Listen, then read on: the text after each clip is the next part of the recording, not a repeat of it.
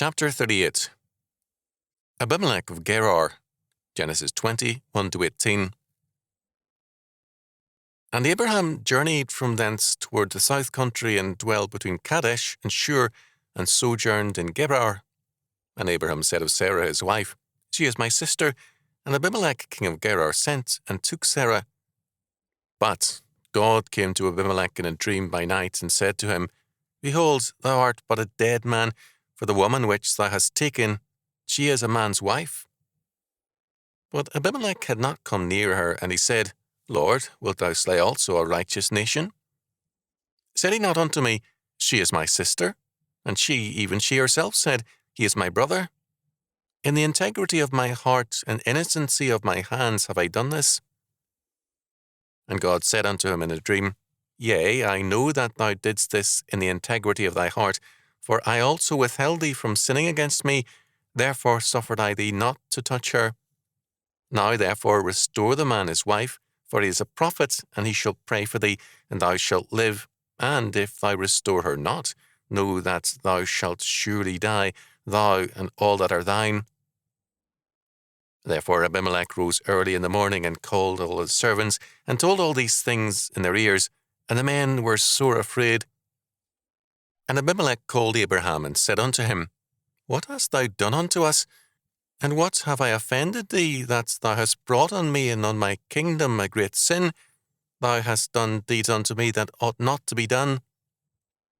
And Abimelech said unto Abraham, What sawest thou that thou hast done these things? And Abraham said, Because I thought, surely the fear of God is not in this place, and they will slay me for my wife's sake. And yet indeed she is my sister. She is the daughter of my father, but not the daughter of my mother, and she became my wife.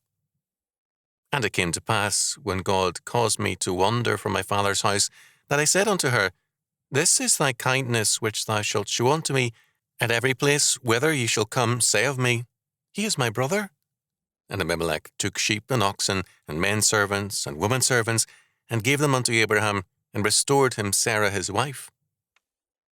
And Abimelech said, Behold, my land is before thee, dwell where it pleaseth thee. And unto Sarah he said, Behold, I have given thy brother 1,000 pieces of silver. Behold, he is to thee a covering of the eyes, unto all that are with thee, and with all other. Thus she was reproved. So Abraham prayed unto God, and God healed Abimelech and his wife, and his maidservants, and they bare children. The Lord had fast closed up all the wombs of the house of Abimelech, because of Sarah, Abraham's wife. Genesis 20, 1-18. This episode reminds us of the similar one in Egypt, Genesis 12, 10-30, and a later like occurrence to Isaac and Rebekah at Gerar, Genesis 26, 6-11. It is not necessary to maintain, as many do, that Sarah, having been rejuvenated, was again very attractive. Abimelech, king of Gerar, had an incentive in the fact that Abraham had a sizable army of men in his entourage, was a proven military man in his war against the kings of the East, and therefore was a valuable man to have as an ally. Except for great powers like Egypt, most rulers took wives to create a network of alliances. Alliances were made through marriages. Abraham, when approached, said of Sarah, She is my sister, verse 2. As he explained later, Sarah was a half-sister by his father and not by his mother, verse 12. He explained his acts in terms of his belief that the fear of God is not in this place, verse 11. It would have been easy, in terms of common practice, to kill Abraham and then to absorb all of his entourage into Abimelech's family by choosing a leader from among Abraham's men. Here again, Abraham is commonly abused as a coward and a liar, but there is no condemnation in the text. In fact, God clearly stands supportive of Abraham.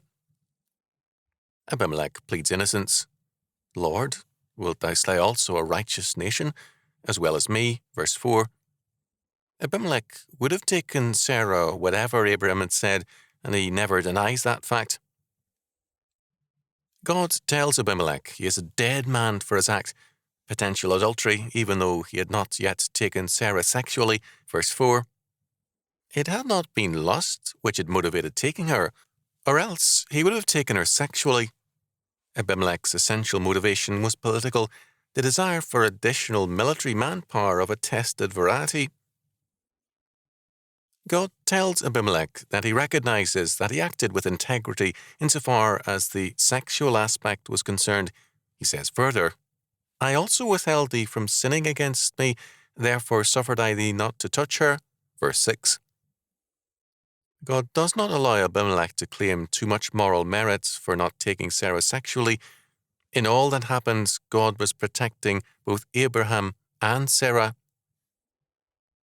He then warns Abimelech, restore Sarah, or else you and your people shall surely die. The reason for this kind of vengeance on any transgression against Abraham is then stated, quote, for he is a prophet, and he shall pray for thee, and thou shalt live. Verse 7. This is the first time in the Bible that anyone is called a prophet. The implications are enormous. First, God makes it clear that Abraham is his prophet, his man. This is very far from the condemnation most commentators are prone to indulge in. Precisely at this humiliating point in Abraham's life, God calls him a prophet in speaking to Abimelech.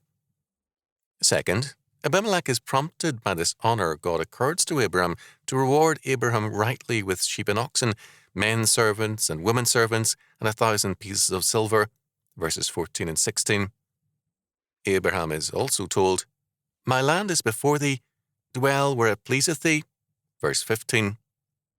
Third, to protect himself, Abimelech most certainly warned his people against ever molesting Abraham or any of his people or his property.